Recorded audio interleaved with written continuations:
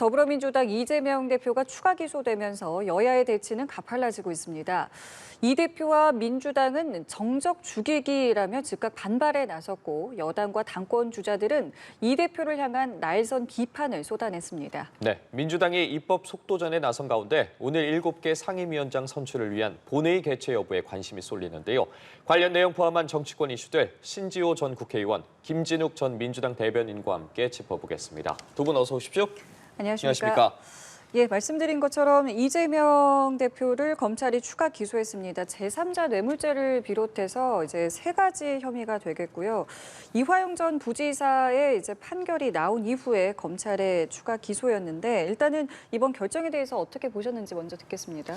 그러니까 이화영 부지사가 재판하면서 많은 부분들에 대한 반론을 제기한 적이 있어요. 특히 진술이 회유 조작되었다라는 얘기도 했었고 또 그와 관련된 것뿐만 아니라 이화영 전 부지사가 대북 송금 과정에서 어떤 역할을 한 것이 아니었다라는 부분들, 이런 부분들을 얘기했는데 그런 부분들 국정원에 나와 있는 문건들을 재판부가 선별적으로 채택하거나 배척함으로써 많은 아쉬움이 남는 상황이었다라고 보고요. 같은 공범 관계에 있는 김성태, 안부수 이 그 두 분이 대북 송금에 대해서 그 공범 관계로 되어 있는데 안부수 아태평화협회 평화교류협회장이 작년 5월달에 수원지법으로부터 이 사건과 관련해서 1심 판결을 받습니다. 그 1심 판결에서 이 쌍방울의 대북 송금은 주가 상승을 노린 것이고 또 하나는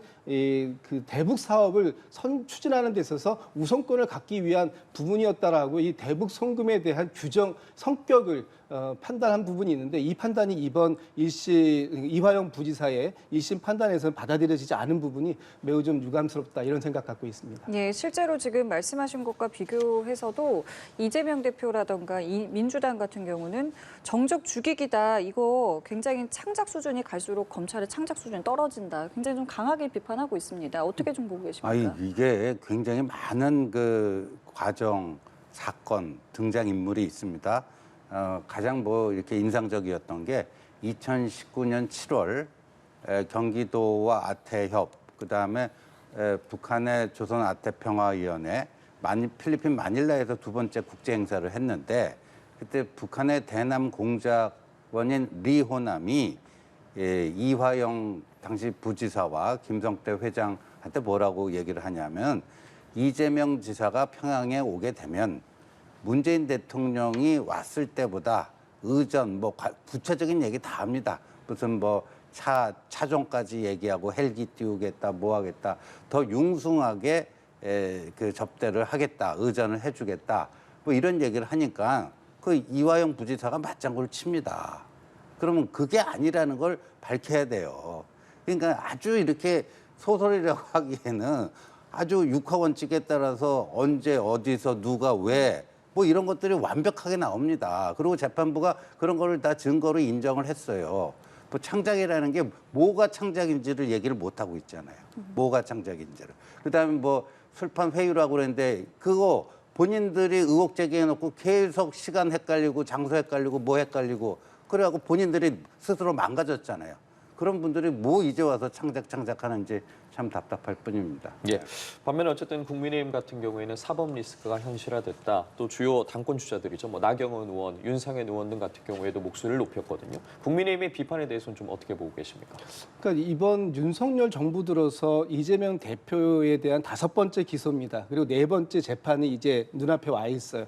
이 상황까지 간 것은 지난 대선 과정에서 가장 강력한 라이벌이었던 이재명 대표를 정적을 제거함으로써 차기 대선 구도에 영향을 좀 주고자 했던 그런 부분 아니겠느냐라고 보는 수밖에 없는 입장이고요. 지금 그 국민의힘의 당권 주자들이 이재명 대표에 대해서 비판하는 것, 특히 또 이재명 대표의 그 방탄을 위해서 국회까지 지금 다 세웠다 이렇게 얘기하시는데 전혀 그 반대되는 호도의 목소리가 나온 거 아닌가 이렇게 보고 있습니다. 지금 집권 여당인 국민의힘이 국회를 보이콧하고 있는 상황 아닙니까? 그리고 법사위만 주면 국회 운영이든 다른 상임위 다 가져가도 좋다고 얘기하고 있지 않습니까? 그 이유가 과연 무엇이겠는가? 법사위 하나를 받음으로써 해서 국민의힘이 원하는 것이 무엇인가? 민생 법안 처리하기 위해서일까요? 아니라고 보입니다. 윤석열 대통령과 김건희 여사 방탄하기 위한 그 일환으로 법사위 하나만 가지고 가겠다 이런 모습을 보여주고 있기 때문에 지금 국민의힘 의원님들께서 이런 말씀을 하시는 건 굉장히 호도하고 있는 말씀이다 이런 말씀 좀 드리겠습니다. 예, 지금 민주당이 어쨌든 당내에서도 이재명 대표 맞춤형이라는 비판이 나오고 있는 이 당원 당규 개정안을 추진 중인 상황이다 보니까 지금 받고 있는 재판이 이제 4개가 되지 않았습니까?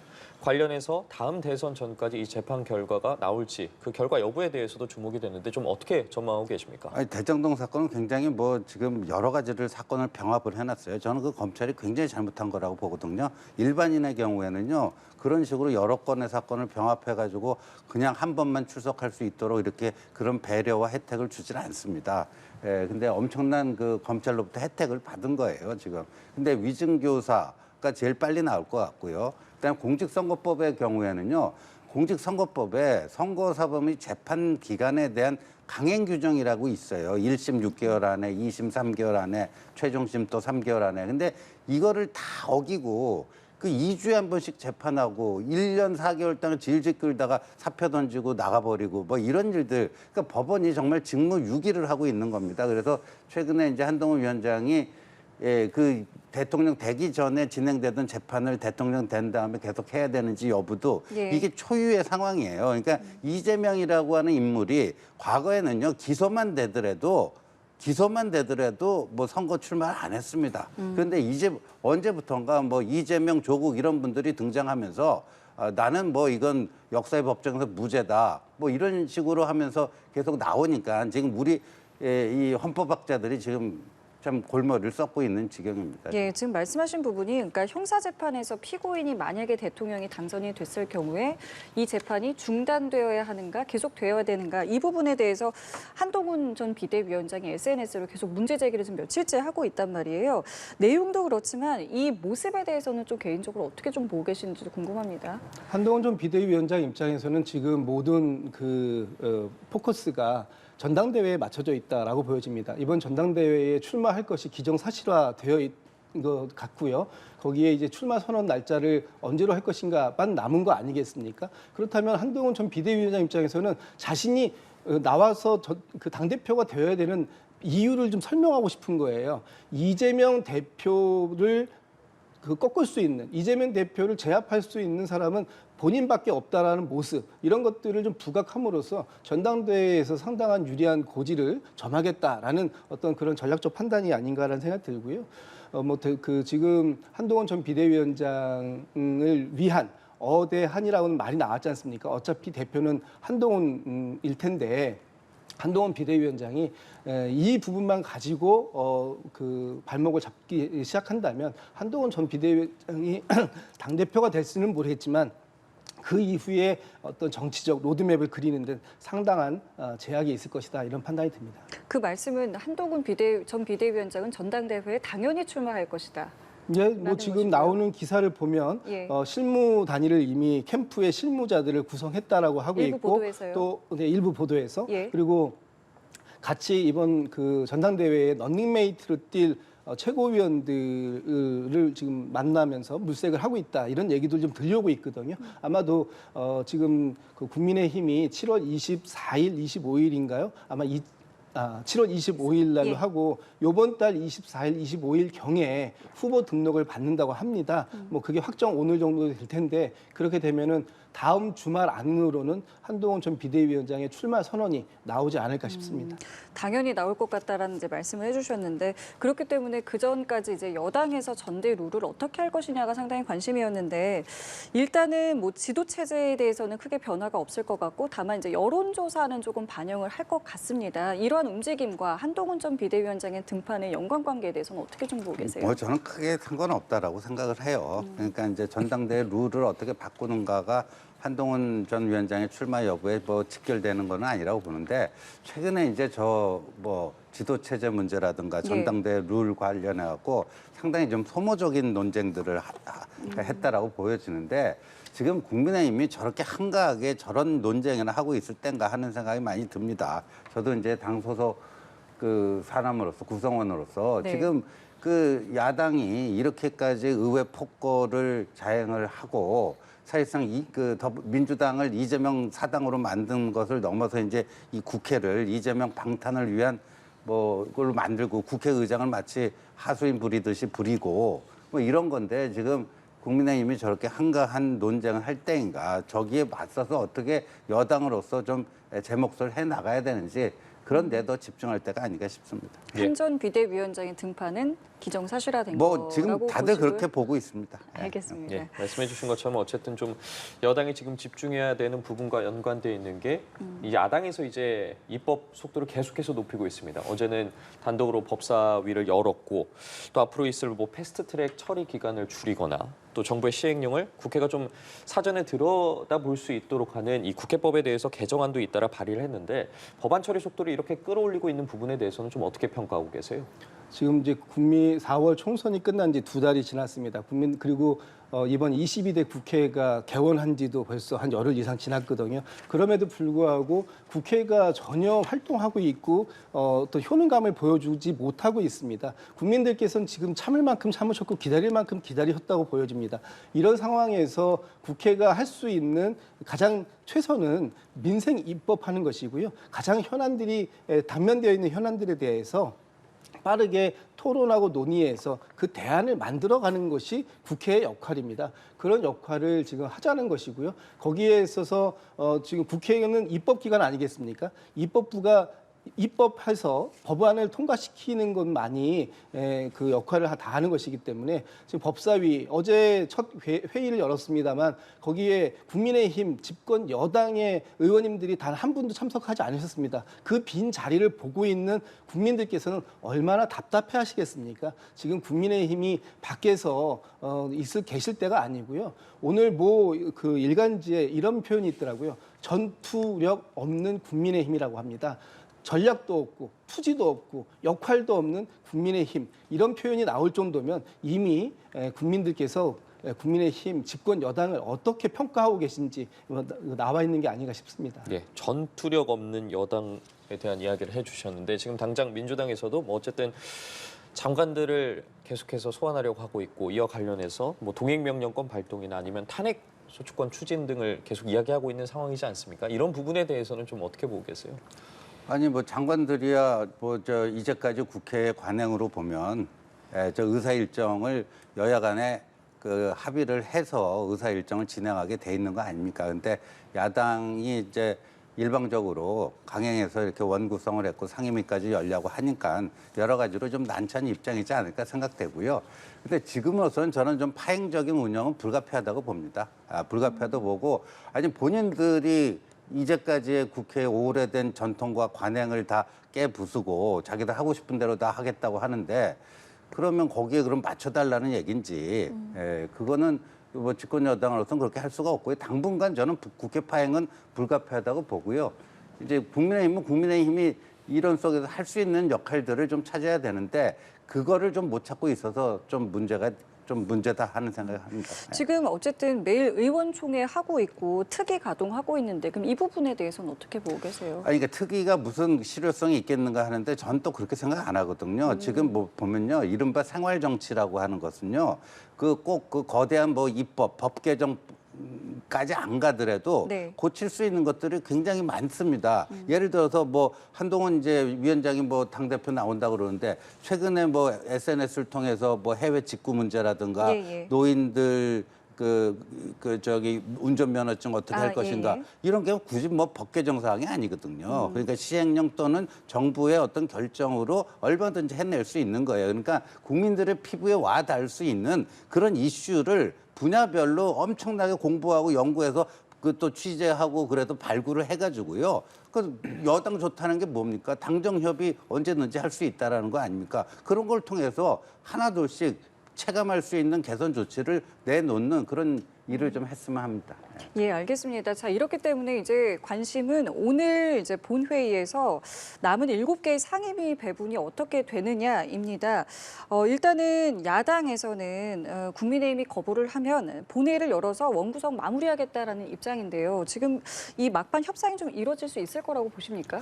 글쎄요, 오늘 이제 저희는 빨리 본회의가 열려서 나머지 7개 상임위원장도 선출을 좀 마무리했으면 하는 바람을 갖고 있습니다. 그러나 지금 국민의힘에서 몫으로 지금 되어 있는 7개 상임위원장 후보에 대해서 국민의힘께서 협조를 안 하고 계셔서 아마 의장께서 오늘 그 본회의를 개최할지 여부를 결정해 주셔야 될 텐데 저희는 계속 요청을 드리고 있습니다만 의장께서는 아마 오늘 이번 주말까지 조금 더 협상을 좀 하고 여야가 합의를 봐오는 방법을 기다리시겠다라는 보도도 아침에 보니까 있더라고요. 예. 그렇다면은 오늘 저희가 본회의를 개회하는 건 의장의 권한이기 때문에 저희들이 요청은 드릴 수 있습니다만 지금 그 방안까지는 좀 기다려봐야 될 것 같고요. 어쨌든 오늘이 됐든 이번 주말이 됐든 어쨌든 빨리 이 상임위가 좀 구성이 돼서 지금 각종 시급한 민생 현안들 엄청나게 많습니다. 그 부분을 국회에서 논의하고 또 그 부분에 대해서 입법 활동하고 가장 얘기를 하나만 들어보면 어제 최상병 어머님께서 예. 편지를 쓰셨어요. 지금 최혜병 일주기가 7월 19일입니다. 그 안에 모든 것들이 진실이 규명될 수 있도록 해달라는 그런 간절한 그런 말씀도 있으셨거든요. 그런 부분들을 국회 내에서 얘기할 부분은 국회 내에서 얘기해야 되는 것이지 국회 밖에서 서로 다른 그 방에서 그렇게 말씀하시는 건 좀 안 맞다고 보여지고요. 빨리 합의를 좀 보실 수 있도록 노력해 주셨으면 좋겠다 이런 말씀 드리겠습니다. 근데 지금까지의 흐름만 봐서는 이게 합의가 될 수 있겠는가라는 생각도 좀 드는데 어떻게 좀 예측하고 계세요? 21대 국회 초반에도 예. 비슷한 모습이 있었는데요. 지금도 그렇게 될 수밖에 없다라고 생각하고요. 이제 최혜병 안타까운 사연 얘기하는데 아니 국민의힘이라고 왜 그 진상 규명과 그런 게 없겠습니까? 근데 민주당이 지금 최혜병 진상 규명 때문에 이렇게 지금 서두르는 것처럼 하고 있어요. 1호 입법으로 이거 이제 특검법안을 하겠다는데 틀림없이요. 이화영 특검 아까 예. 며칠 전에 유죄 판결 받은 거 이런 거 끼워 넣게 할 거예요. 그래서 사실 법사위를 이재명 방탄을 위한 개인 로펌 비슷하게 지금 운영하려고 하는 게 이제 민주당의 속셈 아닙니까? 이제 최혜병 이런 것들은 그냥 어떤 겉으로 내세우는 명분이고 계속해서 그런 거 할 겁니다. 예. 예. 저희 주제를 좀 바꿔보도록 하겠습니다. 지금 국민권익위의 명품백 수수 의혹 종결을 두고 어쨌든 야권의 거센 비판이 이어지고 있는 상황인데 관련해서 권익위가 재차 해명을 내놨거든요. 이런 권익위의 해명에 대해서는 좀 어떻게 보셨어요? 권익위가 내놓은 해명을 듣고 이해가 되는 국민이 과연 몇 명이나 될까요? 앞으로 이 권익위의 해석처럼 한다면 아마 고위 관직에 있는 공직자의 부인들은 명품백을 수수해도 처벌할 수 없는 조항 때문에 아무도 처벌받지 않을 겁니다. 그렇게 해석하면 안 되는 것이죠. 국민권익위가 오죽했으면 국민의 권익을 생각하는 것이 아니라 여사님의 권익만 생각하는 것이라는 그런 비아냥의 목소리까지 나왔겠습니까? 국민권익위가 이번에 해석해야 될 것은 어떤 취지로 받았는지, 이게 뇌물의 성격이 있었는지, 대가성이 있었는지, 또 이것을 받고 대통령께서는 받은 사실을 인지했는지, 그리고 이 받은 사실을 인지함과 동시에 바로 신고 조치까지 했는지, 이런 여러 가지 사안들에 대해서 조사를 했어야 됨에도 불구하고 그런 조사를 전혀 하지 않았어요. 그러고 나서 해명을 했는데 그 해명에 대한 비판이 있자 또다시 맹탕 해명을 내놨단 말입니다. 이런 것들 때문에라도 저희 청탁금지법이 앞으로 무용지물이 될 가능성 이런 부분들에 대한 우려의 목소리가 커지고 있습니다. 그래서 국회가 빨리 정상화가 된다면 아마 이번에 법에 불비한 부분들까지도 조금 더 짚어내서 정확하게 앞으로는 이런 사안들이 발생되지 않도록 예방 조치를 좀 취해야 되지 않겠나 싶습니다. 예, 그러니까 어쨌든 권익위는 윤 대통령이 이 김건희 여사가 받은 가방을 신고할 의무가 없다. 이렇게 이야기를 하고 있는 거잖아요. 이번 논란에 대해서는 좀 어떻게 보십니까? 이거는요, 권익위가 행정조사권은 있지만 강제수사권이 없습니다. 그리고 지금 이게 이제 검찰에서 서울중앙지검 형사 1부에서 김건희 여사 이제 소환 문제 지금 조율하고 있다 이런 기사가 나오지 않고 있습니까? 그러니까 이건 검찰에서 제대로 그 수사를 해갖고 밝혀낼 문제지 권익위 차원에서 이 진상 규명하는 데는 한계가 있고요. 민주당은 이제 권익위 결정에 대해서 이제 비난을 하는데 그 전에 여기 배우자의 경우에는 제재할 균형, 처벌 규정이 없잖아요. 그런 거 법을 바꾸는 개정안을 내시고 그런 걸 하면 되는 거죠. 왜 이렇게 그냥 그 또 검찰 수사 앞두고 있는데 만약에 그 검찰 수사가 뭐 지지부진하고 뭐 하면은 그거 그 다음에 가갖고 뭐 민주당 잘하는 뭐 특검 법안을 발의하면 되고 그런 거지 않나 싶습니다. 예. 알겠습니다. 저희 오늘 두 분 말씀은 여기서 마무리 짓겠습니다. 지금까지 신지우 전 국회의원, 김진욱 전 민주당 대변인과 함께했습니다. 두 분 감사합니다. 고맙습니다.